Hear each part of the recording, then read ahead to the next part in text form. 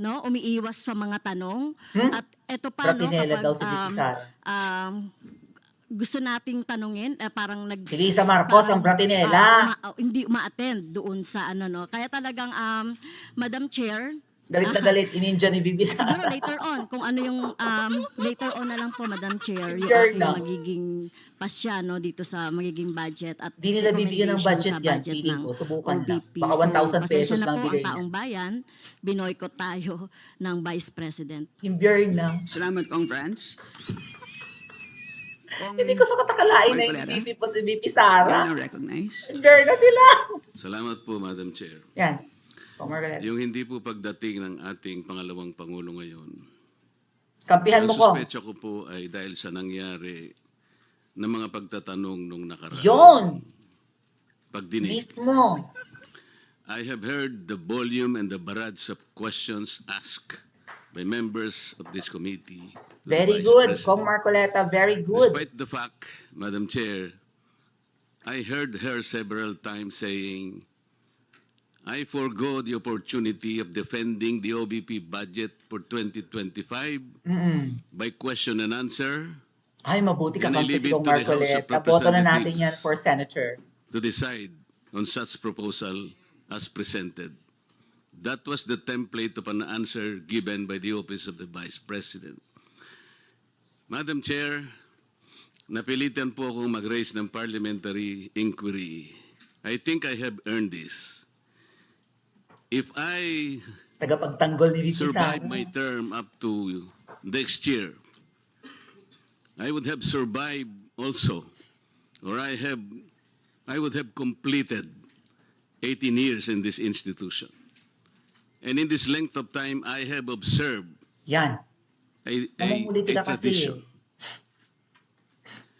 The tradition is Walang the tanong. two highest positions of government, namely the office of the Vice President and the office of the President, Big check. are not traditionally subjected to questions.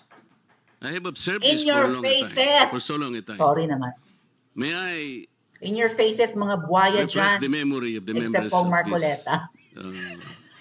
committee, Madam Chair. In 2022, Marcoleta for senator, yes na yes. Ate Cora McCarver.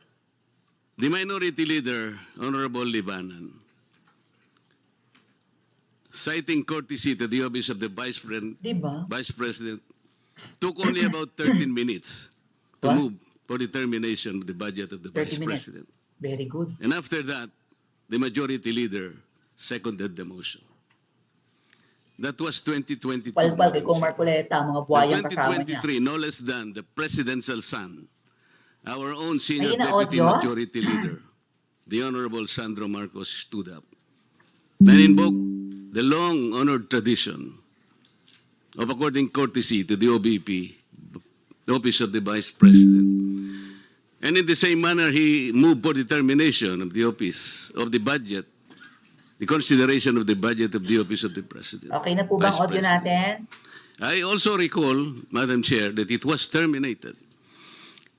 And with the full consternation of Honorable Franz Castro, Okay na, di ba? who then objected, but her objections were never heard until she moved to make up record by way of manifestation her objection.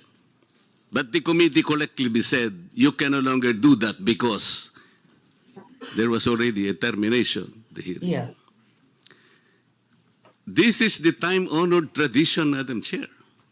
For so long a time, we have kept Sige and nga. observed this. Sino We have sasagot upheld kay Kong this Marcoleta? Sige nga. tradition. My question is this committee authorized to set aside or discard the tradition? That is the question. Ah. Your Honor, such motion was not introduced in the last hearing. Ano, mayroon siya. I'm now introducing the motion, Madam Chair. I To second, Madam terminate- Chair.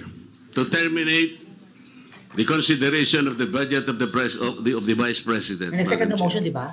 On the basis of the long and time-honored tradition, Tapos Madam na. Chair. In order for us to respect a tradition, in the same manner that we have respected the tradition here that the first to interpolate every time is the member of the minority. That is the tradition. We have not yet discarded that. We're observing that because we are honorable members of this Congress. So the question is, May natitira pang matino. why have we discarded that tradition? Is this committee authorized to set aside the tradition? If we are not able to do that, Madam Chair, then I honorably, May respectfully now, doctorate si Kong move Marcoleta. to terminate consideration of the budget of the office of the Vice President, and I so move. Second, Madam Chair. Thank you. Nag-second the motion. Madam Chairman, Tataas ng Madam kamay pa Chair, yata yun. Sinong pabor Madam at Chair. hindi? Move and seconded. Session It has suspended. been moved and seconded for the termination for OVP budget hearing be closed, be terminated. Oh, ano, nagtayuan na. Ano yan? Botohan?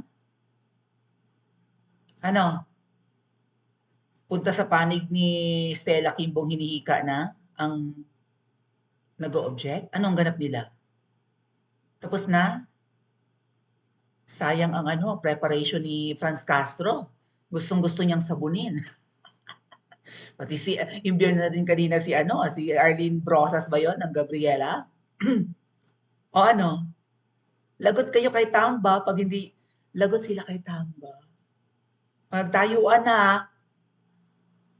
O, I second the motion. O tapos, nagtayuan na. Oh. Oh, anong ganap? Oh, nagkagulo na sa lower house of Buaya.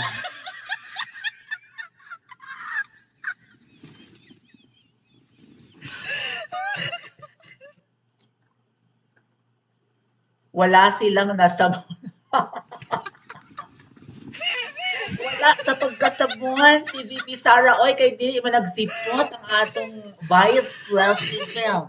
Ininjan pana kakana. Oh, galit si Kong Marcoleta. Oh. Naggahan gesture, gigil. Oh. Oh. Sayang ang Filipinianang purple ni Congresswoman Estela Kimbo na maganda ang design ng butterfly sleeves with bulaklakin thingy. Mahal ang ganyan, mga ate at kuya, ha? Libo yan. Baka mga 40,000 ang kanyang Filipiniana. Tapos kung kasabwat pa ang designer, may kupit thingy pa. Sayang ang outfit. Sayang ang Amerikana ng mga buhayang. Suot-suot na tuxedo and whatnot. Oh. Hinihika na kasi hindi mo lang ng imbo. Hindi sinipot ni VP Sara. Ata pa kayo, mga buhaya. Sorry na. Nagulat akem so atit kuya wa sa pagkasipot ang ating Vice President.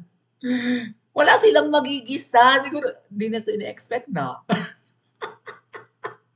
Yung impact ng si Castro, tinatawag kong bratinela si VP Sara. Bratinela, spoiled brat, ganon-ganon. Naka-receive sila mga ate at kuya ng letter from the Office of the Vice President na hindi nga dadating si VP Sara, ganon. Ay, pinauubaya na lang niya. Binasa kanina ni Kimbo yung letter. Maybe I can backtrack. Let's see. Ha? Tingnan natin na may binabasa kanina si Kimbo Hold on. I'm gonna go ahead and check that one out. Imbyer na si Cass. Ayun si Kimbo ng Inanitan. Hindi sinipot. Nga. Po si Kong Franz, paunahin na muna natin siya.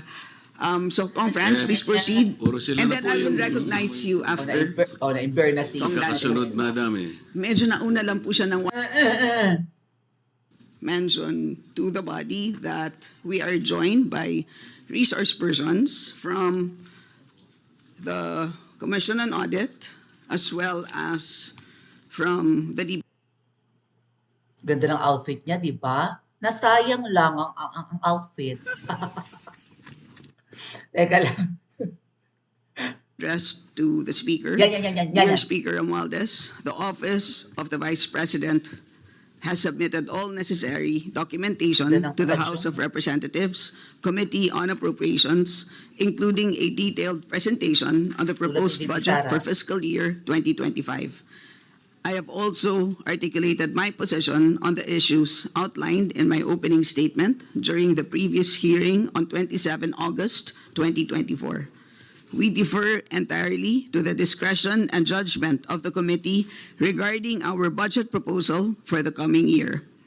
Very truly yours, Sara Z. Duterte. Oh, narinig nyo. Sumulat si VP Sara, hindi dadating, hindi na dumating. Imbyer na ang mga buhaya. Kala nila mapapahiya pa nila si VP Sara, nasa pagkapahiya. O, naunsyami ang kanilang masamang binabalak. Tsaka mga kuya, hindi naman sumipot kahapon si Kuting din. Wala naman si Kuting sa budget hearing ng Office of the President. Syempre, ganun din ang gagawin ni Pak ang talino ng ating Vice President. At kung sino man ang mga nag-a-advise sa kanya, abogada yan eh.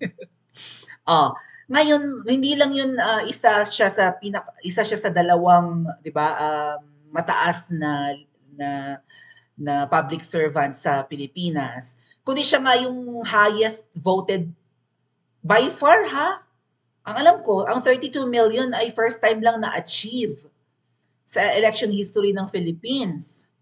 Siya ang pinaka ibinoto ng taong bayan.